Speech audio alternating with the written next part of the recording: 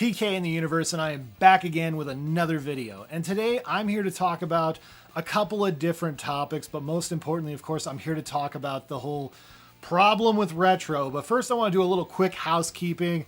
I'll give you guys a timestamp of when this video really starts, but for people who watched my last video, this might interest you. So recently I had made a video talking about, digital delisting hysteria and how people make way big of a stink about the Xbox 360, games getting delisted. Well, a lot of people in my comment section kind of thought that my opinion about Daytona USA was a bad example. I did some reflecting, did some thought process on that, and I was like, maybe they got a point. A lot of people are saying this. So I went back and played the PC version of Daytona USA, and I'm like, yeah, it's kind of rough. It's a bit rough. Maybe this isn't the best way. So you know what I did? I took my audience's advice. They bullied me into doing this. I'm just kidding about them bullying me. I like to say that, though. And I got Daytona USA on the Xbox 360. I may have it on PS3, and I just don't remember, but I was like, I'm not going to go out and buy a new PS3 because my PS3 is broke at the moment. So anyways, I played it, and I have to say, it is awesome. This is an awesome experience. As I played this game before really long time ago and kind of forgot about it. But the best way I could describe Daytona USA to somebody who's never played it and knows nothing about it, it's like a bunch of people who knew nothing at all about NASCAR had to make some generic looking NASCAR cars, but look like they would be almost real. And was like, I need to make a breakneck, fast-paced arcade experience. And we're going to put some road courses in there too. And there's going to be drifting, and it's going to be time arcade and have cool little funky modes and stuff. And it's really freaking cool. I dig this. I dig the soundtrack. I love the colors. They're so vibrant. I played my Xbox 360 on a Sony Bravia from like 2005 or 2006. And the colors really pop, honestly. You can tell it was made for that kind of TV. And it's a fun game. Totally recommend it. Yeah. Maybe I don't think people should have downloaded Assassin's Creed 2 or whatever on Xbox 360 because it's available everywhere. But maybe with Daytona USA, maybe they make an exception. That it's going to be delisted on February 7th. I'm recording this on February 4th. So if you're watching this in the current times, you got a couple of days. Maybe you got a couple of days. But anyways, I've talked a lot about this. So let's get right into the subject. The problem with retro. The problem with retro was originally, not really started by RGT85. In fact, I think there was one that was before that from like 6 months ago, but I don't think it has anything to do with his particular video. The problem with retro is an interesting title. It's a title of RGT85's video. And the thing about RGT85's video is he is talking not about there being a specific problem with buying retro games or owning retro games.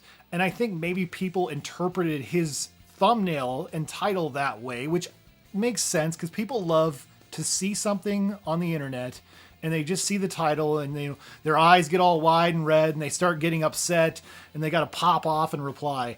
And but that's not what his video was actually about. His video was a video about rejecting retro gaming elitism. It was about not being a gatekeeper. So in his video, he talks about how he's a member of some Facebook groups that buy and sell retro games to each other or, play games or share their stuff. It's a Facebook group. One of those groups, one of the many Facebook groups, that focus on retro gaming. And anyways, so there was this father. He had has a kid or two kids. I can't remember. It's been like 3 weeks since I watched this video. Okay. It came out like 3 weeks ago when I watched it. But anyways, he talks about this guy was sharing how his kids were playing retro games, and he was so excited and so proud. As a father of two kids, I can relate to this because I get so excited when my kids are having fun playing games. I mean, my son mostly plays. My daughter's only like a year and a half old, so she's not really playing yet. But my son, I love watching him play old school retro games. He's been playing Tumble Pop or whatever, which is originally an arcade game. He's been playing that on Evercade. Absolutely love it. Just played it today again, too. Just can't get enough of Tumble Pop. And it's a fun, cool single-screen game. Well, anyways, so this father, his kids were playing retro games. He was so excited. He wanted to share it with this Facebook group. Well, a couple of, greasy neckbeards in this gaming Facebook group, guess what they did? They were like, hey, he's playing that on a Super Retro Trio. That's not how you game. Ha ha ha. you need to teach your kids how to game right, the right way, you know? And it's like, I can't imagine just experiencing that. Reading that on Facebook, I'd be like, what is wrong with you losers? I mean, seriously. And that was the point of RGT85's video, is to reject elitism, reject gatekeeping. And so people like Brian's Man Cave, he made a video response, and I watched Brian's response, and I thought it was also really good. And then I saw that Lady Decade posted. I don't want to watch her content, but I assume it's more of the same, you know, this reject of elitism, reject of gatekeeping. And I didn't even know Essex Gamer, Essex Retro Gamer, I think it was, made one today or the other day. You know, and anyway, so why am I even bringing this up? I mean, this video from RGT85 was 3 weeks ago, 3 whole weeks ago. What is the point of even talking about this? Well, some guy, I don't know who this guy is, never heard of him, like Sean Johnson or something.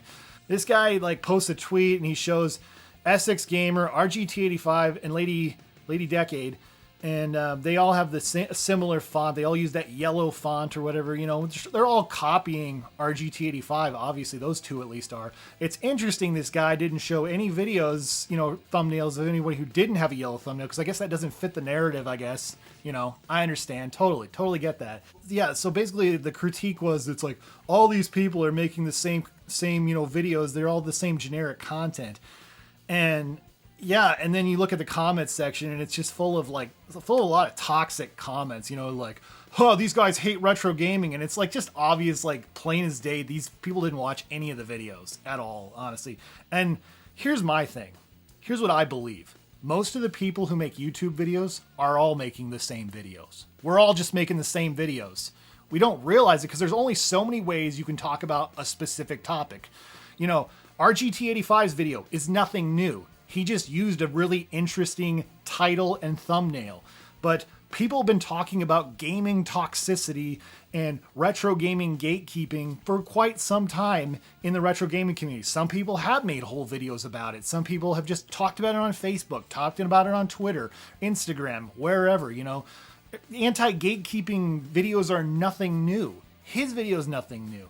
These people's videos are nothing new. There are no original ideas. I mean, at the end of the day, if you look at your own videos and truly reflect, were you inspired by somebody else to make a specific video? Are any of your videos truly unique? And I think if you deep down, boil it down to the core, no, it's a variant of something else. Everything is a variant of a variant, a copy of a copy. There is nothing original and nothing new under the sun. We're all just doing some different variant of something else that got us to this point. And you know something? That's okay. We're allowed to be variants. We're allowed to be different. You know, I'll tell you right now, if I didn't watch Lady Decade's video, didn't watch Essex Gamer's video, but if their video is just a, you know, copy and paste job completely of Sean's video, of RGT85's video, then yeah, they obviously are just riding his coattails. But if they actually share a unique experience, they share something unique to them where they've experienced gatekeeping or seen gaming elitism and how it affected them and how they didn't like it, then they've not been just simply chasing coattails. They've actually made a video response. They have made a response and shared a new perspective, a new variant of perspective on looking at the concept of gaming toxicity, gaming elitism. I've seen this kind of stuff before. I've seen a lot of it today, actually. I've been getting a lot of weird comments on my YouTube videos today. I've been getting a lot of strange, like really negative, aggressive comments, and it's been kind of sad to see it. And it's been a lot about this video I made like 3 months ago where I was talking about the gaming niche, you know, elitism and stuff. And I've been getting a lot of comments on this. And I don't know, maybe it's because of this, you know, what's been going on today, you know, where this, you know, this guy, this Sean Johnson guy, like stirred the pot or whatever on Twitter. So maybe it has something to do with that. I don't know, but I'm getting a lot of really strange comments, you know, and it's just real, you know, pure elitism, especially like I've been getting some people from the Mr. community who just like totally missed the point of my video. You know, my point was, dude, you don't need to explain to me how the Mr. is great and how it works. It should sell itself and stand on its own merit. If you're explaining, you're losing. If you're explaining, you're wrong, honestly, because if it's not for me, it's not for me. And you're never going to convince me by trying to beat me over the head with your opinion. I hate when people try to beat you over the head with their opinion. It doesn't work. It just pisses people off. So, yeah, I wanted to talk about that. And Canadian Gamer, he'd made a response video too. I mean, there was some interesting stuff in that. And yeah, and it's like, I get it. You know, a lot of people are doing this for different reasons. Like RGT and Lady Decade clearly do this as a profession. I don't think Essex Gamer does this as a profession. I'm sure he has a regular job. I have a regular job. I have a couple of different jobs, really. But yeah, I do this because it interests me. And I would like to grow my channel like everybody else. Nobody wants to be a small channel, okay? You know, people use that I'm a small YouTuber as usually a cop-out or as a shield to not be clapped back at. But there's a lot of reasons people call themselves small YouTubers. I will never call myself a small YouTuber. I'm just a random a-hole with a camera. That's what I am. Just a guy in the universe. That's all I am. So, yeah, that's my opinion on that, is like that. I feel like a lot of people completely missed the point of why RGT85 made his video to begin with. He made it to like basically call out elitism and, you know, reject gatekeeping, and people have taken it as, and they've just basically, you know, ran with the whole, oh, all YouTubers are generic. There's a retro gaming problem. They hate retro gaming, and it's like, that's so stupid. Like, you guys missed the point because you didn't watch the video. Because that's the thing. People don't want to actually watch videos. They'd rather just get fake outraged about nonsense because people are addicted to outrage. I mean, that's what it comes back to. People are addicted to, you know, having something to get worked up about. And I just wanted to, I just wanted to add to the problem. Yep, I'm adding to the problem. Yep, I'm not even, you know, trying to BS you guys. I am totally adding to the problem of this problem. You know, it's just, I can see it totally. Somebody will comment on this video and be like, how dare you? How dare you make another one of these generic videos? You're just another generic YouTube commenter, YouTube creator, you know, blah, blah, blah. You know, it's the same story. It's the same story every week. People find something new to be angry about. And there's really, in this case, there's really not much to be angry about when you really boil it down to, this is a video RGT85 made. Some people made response videos. If those response videos were nothing unique and special, then yeah, they were just chasing coattails or whatever. Sure, that's a fair point. But if they added something unique and special, well, they made a response video then. That's all they did. There was a time on YouTube, actually, there was a response video button on YouTube, a response video button where you literally could, you know, just hit record on the button, basically. I think that's how it went. I don't know. It's been a lot of years. It's been like 10 years, I think, since they did that. And they did away with it. I don't know how long ago, but you know, you could just basically, a person, just any random person could make a response video like right in the comments section, and YouTube wouldn't actually flag it. You know what I mean? That was part of the community aspect of YouTube. I think it's good when people make response videos, like Canadian Gamer. You could say his video is a response video to what he is seeing. We're all just responding and replying. I think there's nothing wrong with making a few response videos here and there. But if your whole channel revolves around simply being a response to everything and not actually focusing on anything you're passionate about, yeah, that could be a problem. And calling somebody whose video, you know, basically if your channel is only focused only on responding to the news, responding to drama or whatever. Yeah, I mean, saying you're a drama channel or generic content creator, I see where people are coming from. I don't think anyone, I mean, is anybody really truly generic? I mean, or are we all generic? Is anybody original? I mean, I don't know. I feel like we're all just, you know, kind of talking about a lot of the same stuff. And, you know, that's part of being a community, is talking about the same stuff. Now, if the community is having the same exact opinion about everything, well, that's obviously not good. There should be discourse. There should be disagreement. And that's kind of what I'm hoping to bring, is I'm hoping to bring a different perspective by making this video. I'm not thinking too much about it. I just thought I'm going to hit record, see what happens.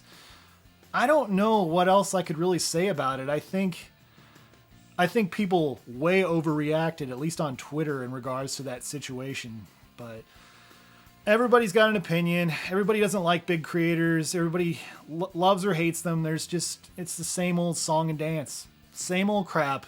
Always has been. So, don't know what else I can add. But anyways, I don't know what else to say. What are your guys' thoughts? Thanks for watching. You know, stay awesome in this universe. Later.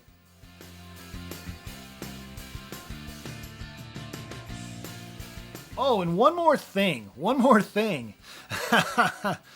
Guys thought I left, huh? So my next video is actually going to focus on a game store that I bought some games from, and this game store, I bought these games online. And a lot of people are saying that this game store basically is, you know, the antithesis of DK Oldies, that they're better than DK Oldies, which most things are, because DK Oldies is way overpriced. So that's going to be the subject of my next video. So if you stuck around for this long, thank you guys so much for watching, and look forward to that next episode. Later.